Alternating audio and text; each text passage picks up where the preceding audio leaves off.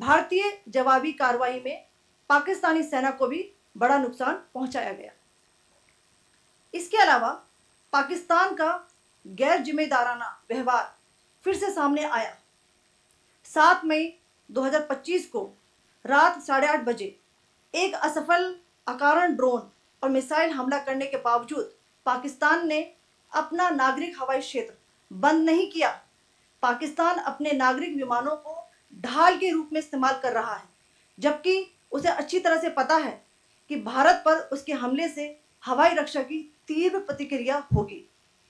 यह भारत और पाकिस्तान के बीच अंतर्राष्ट्रीय सीमा के पास उड़ान भरने वाले अंतर्राष्ट्रीय उड़ानों सहित नागरिक विमानों के लिए सुरक्षित नहीं है। यहां स्क्रीन शॉट में पंजाब सेक्टर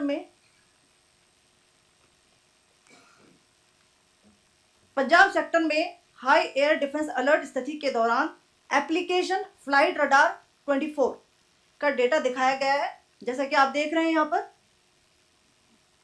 भारतीय पक्ष का हवाई क्षेत्र घोषित बंद के कारण नागरिक हवाई यातायात से पूरी तरह से रहित है। कराची और लाहौर के बीच के हवाई अड्डे मार्ग पर नागरिक एयरलाइंस उड़ान भर रही है। हाई अलर्ट किया गया है विमान फ्लाइनेस एविएशन का एयरबस 320, जैसा कि आप यहां देख रहे हैं, जो कि शाम को 5:50 बजे दमम से शुरू हुआ और रात को 9:10 बजे लाहौर में उतरा। ये सारा डिटेल्स आप यहां देख रहे हैं, ये डिटेल्स यहां लिखा हुआ है। Can you see this?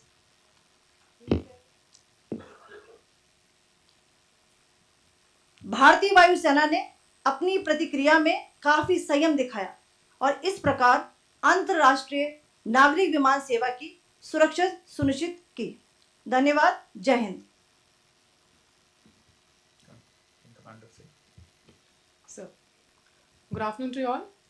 On the intervening night of 8-9th May 2025, Pakistan military carried out multiple violations of Indian airspace along the entire western border with an intent to target military infrastructure. Pakistan military also resorted to firing of heavy caliber weapons along the line of control.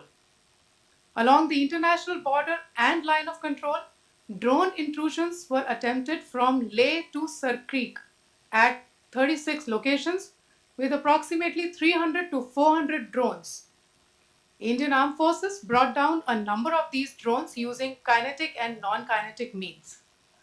The possible purpose of these large-scale aerial intrusions were to test the AD systems and gather intelligence. Forensic examination of the drone debris is being undertaken. Preliminary reports suggest them to be of Aziz Guard Songa drone of Turkey. Later in the night, an armed UAV of Pakistan attempted to target Bhatinda military station, which was detected and neutralized. In response to the Pakistani attack, armed drones were launched at 4 air defense sites in Pakistan. One of the drones was able to destroy an AD radar. Pakistan also carried out artillery shelling across the line of control using heavy caliber artillery guns and armed drones at Tangdhar, Uri, Poonch, Mendhar, Rajouri, Akhnur, and Udhampur in Jammu and Kashmir area, which resulted in some losses and injuries to Indian Army personnel. Pakistan Army also suffered major losses in Indian retaliatory fire. Additionally, Pakistan's irresponsible behavior again came to fore. Pakistan did not close its civil airspace despite it launching a failed unprovoked drone and missile attack on 7th May at 8:30 hours in the evening. Pakistan is using civil airliners as a shield, knowing fully well that its attack on India would elicit a swift air defense response. This is not safe for the unsuspecting civil airliners, including the international flights which were flying near IB between India and Pakistan. The screenshot we just showed and we shall share with you, it shows the data of the application Flight Radar 24 during a high air defense alert situation in the Punjab sector. As you have seen, the airspace on the Indian side is absolutely devoid of civil air traffic due to our declared closure. However, there are civil airlines flying the air route between Karachi and Lahore. Amongst the other civil aircraft that you can see, we have highlighted an aircraft which is of Flynas Aviation, which was originated from Dammam at 1750 hours and landed later at Lahore at 2110 hours in the night. Indian Air Force demonstrated considerable restraint in its response, thus ensuring safety of international civil carrier.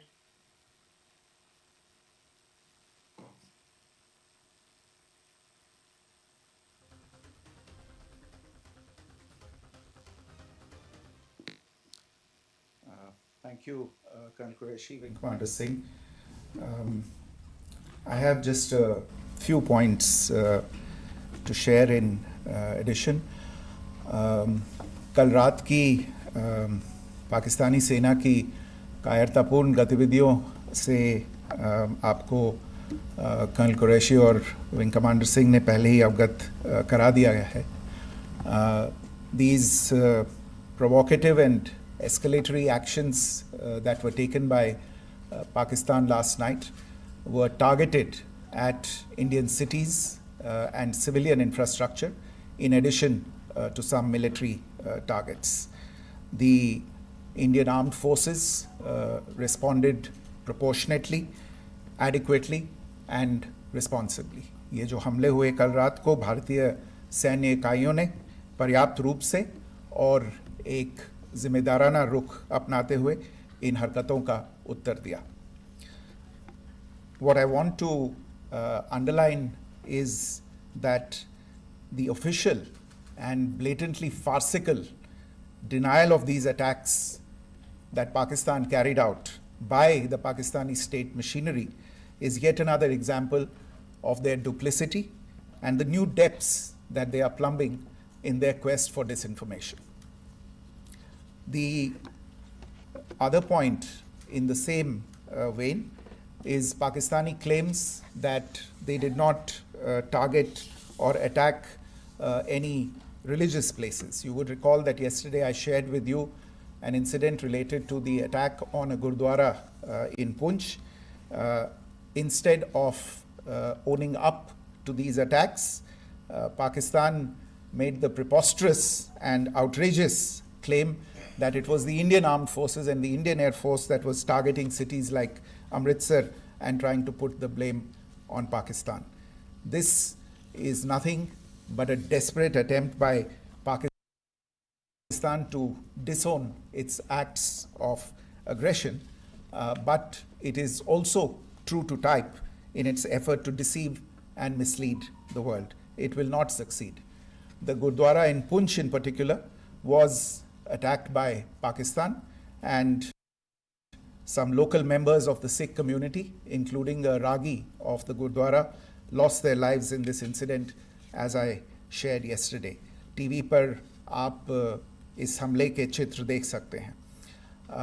In addition, that we would attack our own cities is the kind of deranged fantasy that only the Pakistani state can come up with. Perhaps they do it because they are well versed in such action, as their history would show. The last point I wanted to make this evening is again this disinformation that is coming from Pakistan about India targeting the Nankana Sahib Gurdwara through a drone attack. This is again yet another blatant lie and part of Pakistan's disinformation campaign. As we saw in the Pahalgam attack, Pakistan is again trying desperately to impart a communal hue to the situation with an intention to create discord. Again, we are not surprised. India's steadfast unity in itself is a challenge to Pakistan. Let me stop there. I have time only for a few questions and be happy to try and answer them. First, I call Siddharth. Siddharth, please. Hi sir, I'm Siddhant from Beyond. So this is Siddhant, behind, please. The other Siddhant. Yes. Hi sir, I'm Siddhant from CNN News 18. Sir, I only want to know from you the status of Kartarpur corridor. Is it open or not? If you can. I think you're all aware of the situation along the entire India-Pakistan border and the areas around the line of control. In view of the existing security scenario, the services of the Kartarpur Sahib corridor have been suspended till further directions. We'll update you as and when there is a change in the situation. We have a question here. Rishabh. So, good evening, Rishabh from Times Now. So, you spoke about religious places being hit in Jammu. There's another religious place which is a Carmelite nun church that has been hit. What do you have to say about it? If you can explain that to us. Yeah, actually, we do have some information about this extremely regrettable and condemnable incident during heavy shelling across the line of control in the early morning of 7th May. A shell fired from Pakistan landed just behind the Christ School run by the Carmelites of Mary Immaculate congregation in Puj. Tragically, the shell fired from Pakistan hit the home of 2 students of the Christ School. Both students unfortunately lost their lives and their parents were severely injured. Another Pakistani shell struck a Christian convent of nuns belonging to the congregation of the Mother of Carmel, damaging water tanks and destroying solar panel infrastructure.